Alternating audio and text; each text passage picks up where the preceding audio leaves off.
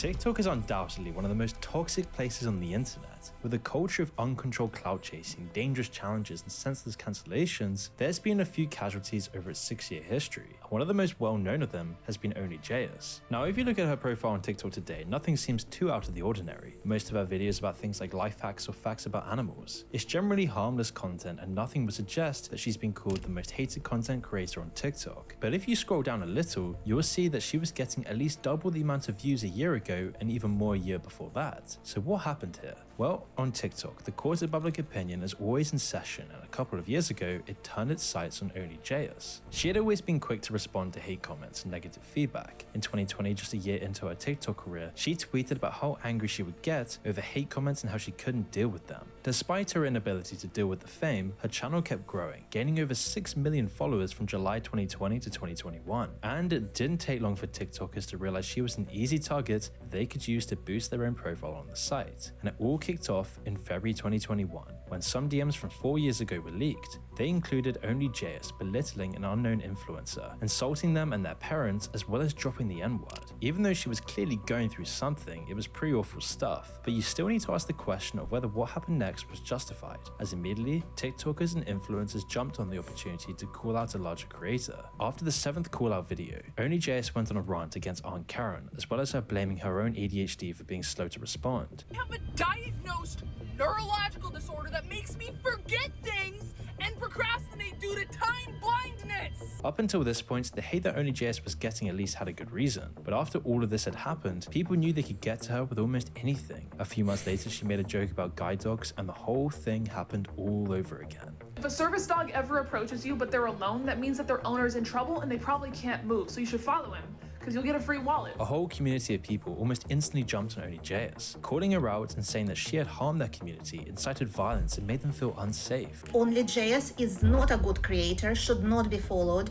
and should not be listened to. All over a mediocre joke which she had labeled as a joke in her video. And as if that wasn't enough, another creator came out, alleging that she had also ghosted him when he offered to collaborate with her after the incident. He also said that she had used a ghostwriter for the apology. I then tried to help him to the best of my ability while still being extremely angry and frustrated. Helped with a good bit of the apology, especially the part about black creatives. When we were both talking about that part in the apology, I really did think that they would hold up their end of the bargain, you know? The ball kept rolling, and eventually a petition was created to kick her off of TikTok entirely, gaining over 400,000 signatures. Obviously, it didn't work, but onlyJS still saw a massive drop in likes, views, and followers. Even today, despite carrying on her videos, she's never recovered from the backlash, and God knows what her mental health's like today. And it doesn't really matter that onlyJS was wrong to say those things or keep responding like she did. The way that so many people jumped on the bandwagon and got their content from her downfall is all too common. It's not just a problem on TikTok, of course. On Twitter and here on YouTube, the problem's still there. But on TikTok, it's like the dial has been turned up to 11. There's thousands of different segmented groups, all with their own causes and agendas to push, along with their own triggers and things you just can't make a joke about. When they find someone who's popular that they can call out, they'll jump on it. Whichever side of the fence you're on, you can't deny that TikTok is brutal when it comes to canceling people. If you have any sort of a following and you show weakness or make a mistake,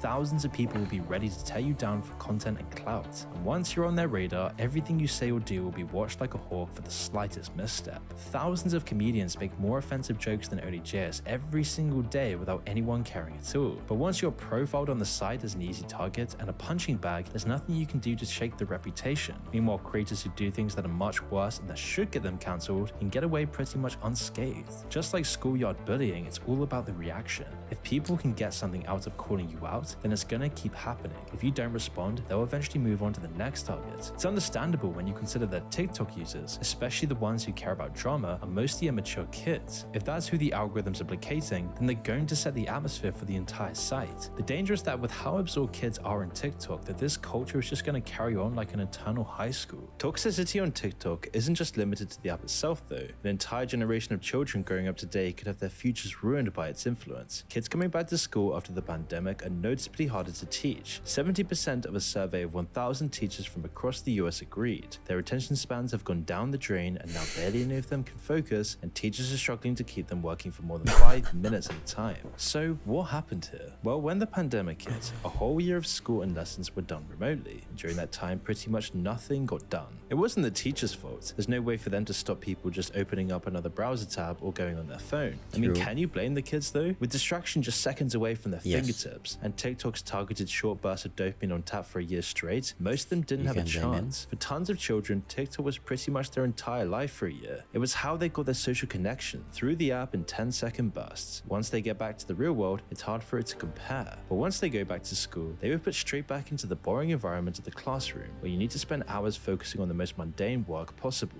Lots of them couldn't deal with it, especially with how much most kids had to catch up on after the year at home. As in all the other pandemic stresses, and you get the situation teachers are dealing with today. A whole generation of children who are the victims of TikTok in this way, on top of what modern life is already throwing at them. Even the ones who buckled down and didn't miss much work over the pandemic are suffering because of it. If the teachers are constantly dealing with the consequences of TikTok attention spans, then there's far less time to actually teach the things these kids will need in life. Unfortunately, while it might be the most widespread of TikTok's problems, it's definitely not the most harmful or insidious. I mean, if you've ever been awake at any point in the past 5 years, you've probably heard about TikTok challenges. The formula seems to be for kids to think about the most dangerous or stupid thing they could possibly do, make a video of them doing it, then posting it online for millions to watch. One example is the ice cream licking challenge, a stunt popularized during the pandemic, where you lick ice cream in the shop and then put it back on the shelf.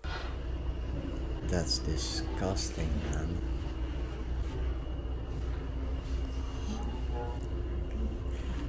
Another is the milk crate challenge, where you film yourself walking up a stack of precarious boxes, which resulted in tons of falls and hospital visits. Both of these idiotic ideas pale in comparison to the most dangerous and reckless one of them all, the challenge. In 2021, videos on TikTok started spreading, which detailed instructions on how to cut off your breathing for an extended period of time. The goal was the rush of adrenaline and lightheadedness you experience from your brain running out of oxygen. Obviously, it's a terrible, fatal idea, but through the lens of a TikTok game, it became all the more appealing. Between 2021 and 2022, it was linked to the deaths of 20 kids, 15 of which were under 12 years old. Now, you can put a lot of this blame on TikTok Store. For years, it's been pitifully easy for young kids to sign up on the app, and the developers of TikTok know how dangerous the algorithm can be. Mixed with the fact that pretty much any 5-year-old can check a box saying that they're over 13, and you get a recipe for disaster. Without active policing and searching for underage users, it's just gonna keep happening. TikTok also tried putting restrictions on the keywords related to the challenge, showing people warnings about how dangerous it is instead of videos telling them how to do it. A 12-year-old boy is on life support after his parents say he may have tried a social media challenge. Told me the bad news that he's not going to survive, he's not going to make it. I just couldn't think of it, I couldn't imagine.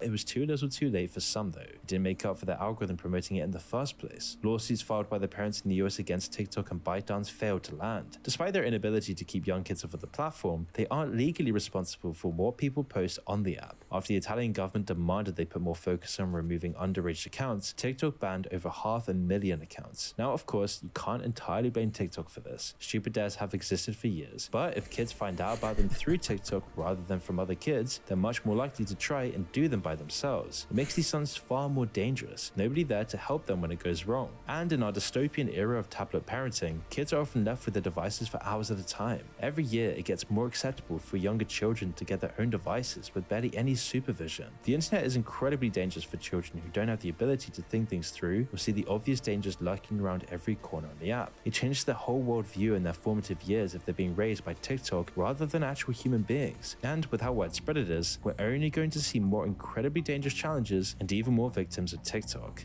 One problem that TikTok is definitely responsible for, though, is the grooming of underage users on TikTok Live. A Forbes report investigating hundreds of different live streams last year found tons of examples of predatory behavior. Despite TikTok Live allegedly having an 18+ age limit, kids as young as 8 years old regularly slip past the incredibly loose checks. On the platform, they quickly gain a viewing from creeps treating it as an underage strip club. They make requests, asking the young girls to show off parts of their bodies like their feet, or asking them to flash for the camera. For these favors, money is sent both through external sites like Cash App, but also through TikTok's own virtual gifts, which can be exchanged for cash. And TikTok's massive 50% commission that's taken on these kinds of gifts could be one reason why they haven't cracked down on these awful practices harder. It's illegal exploitation, plain and simple.